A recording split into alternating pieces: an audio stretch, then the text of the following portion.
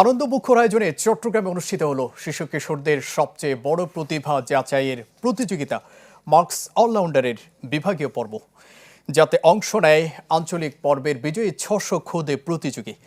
এমন উদ্যোগ দেশের শিল্প সংস্কৃতির বিকাশে গুরুত্বপূর্ণ ভূমিকা রাখবে প্রত্যাশা বিচারকদের।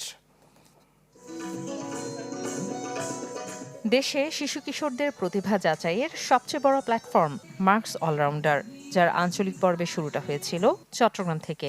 শনিবার ছিল যার বিভাগীয় পর্ব। ব্যতিক্রমী এবং জাঁকজমকপূর্ণ এই আয়োজন ঘিরে ক্ষুদে শিল্পী, অভিভাবক আর গুণীজনদের মিলন মেলায় পরিণত হয় নগরীর থিয়েটার ইনস্টিটিউট।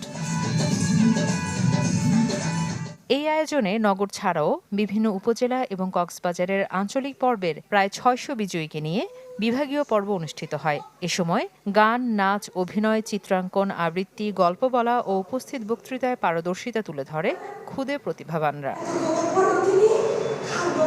যারা খেতে পারে না, রাস্তায় রাস্তায় থাকে, ওদেরকে যাতে সবাই ভালো একটা কাজ দেয়, ওদেরকে এভাবে অত্যাচার না করে তাদের প্রতি যাতে একটু মানবিক হয়, সেই আশা করছি। এবং এইটা বোঝানোর জন্য আমি আজকে এই চরিত্রটি করেছি। যে আমি আমার অভিনয়ের মাধ্যমে একটা মেসেজই দেওয়ার চেষ্টা করেছি, সেটা হলো আমাদের মন থেকে সকল খারাপ মন মানসিকতা দূর করতে হবে এবং সকল অন্যায় এর বিরুদ্ধে সবাই মিলে প্রতিরোধ করতে হবে। মৌলিক বিষয়গুলো যেমন আমাদের জন্য কম্পালসারি করা হয়, ঠিক একইভাবে আমরা নিরাপদ সড়কও আমাদের জন্য মানে মৌলিক অধিকার হিসেবে বাস্তবায়ন করা হোক, সেটাই আমার মেসেজ।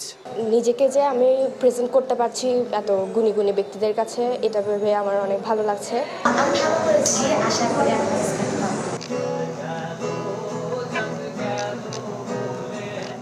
দেশের অন্যতম শীর্ষ শিল্প প্রতিষ্ঠান আবুল খায়ের গ্রুপের পৃষ্ঠপোষকতায় আঞ্চলিক, বিভাগীয় ও জাতীয় এই ৩ ধাপে অনুষ্ঠিত হচ্ছে মার্কস অলরাউন্ডার, যাতে সেরা ক্ষুদে প্রতিভাকে খুঁজে নিতে বিচারকের ভূমিকায় ছিলেন দেশের বিভিন্ন অঙ্গনের গুণীজনেরা।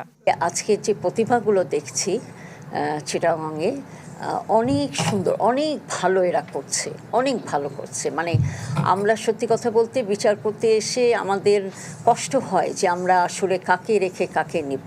40 জনের মধ্যে আমি 70% ভালোই পাচ্ছি, 30% হয়তো এরকম না, 70% ভালো পাচ্ছি। এর ভিতর থেকেই বের করতে হবে, আশা করি ভালো কিছু পাবো। ভালো লাগছে যে ওরা সমসাময়িক বিষয় নিয়ে ওরা যে চিন্তা করছে, ওদের চিন্তার মধ্যে আসছে এবং অভিভাবকরা ওদের সাহায্য করছে, এটা দেখে খুব ভালো লাগছে যে যেন অভিভাবকরা এভাবে চালিয়ে যায়, যেন এটা বন্ধ না করে। মার্কস অলরাউন্ডারে 3টি গ্রুপ থেকে সেরা 3 অলরাউন্ডারের প্রত্যেকে 15 লাখ টাকার শিক্ষাবৃত্তি সহ বিভিন্ন পর্যায়ের বিজয়ীরা পাবেন সর্বমোট 1 কোটি টাকারও বেশি উপহার।